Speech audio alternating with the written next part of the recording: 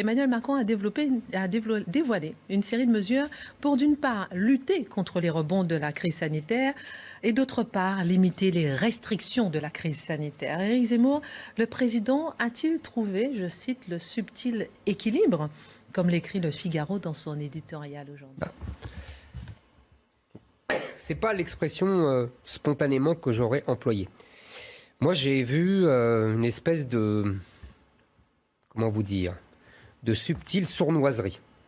Vous savez, ces méthodes managériales dans les entreprises où on dit on n'interdit rien, mais on fait tout pour obliger les gens à obéir.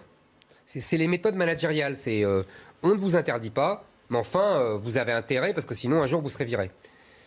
Emmanuel Macron, il fonctionne un peu comme ça.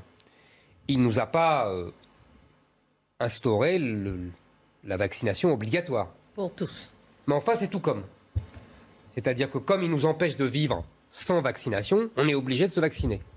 Je dis bien nous empêcher de vivre, parce qu'aller dans les restaurants, aller dans les cafés, aller dans les théâtres, dans les lieux publics, c'est nous empêcher de vivre.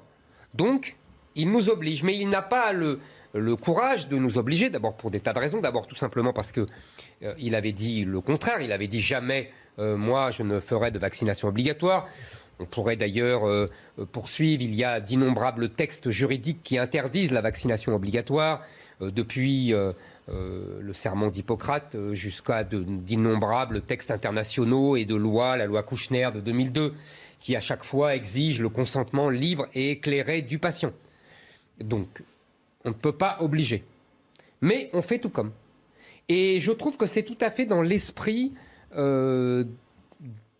du traitement, depuis maintenant 1 an et demi, de cette épidémie.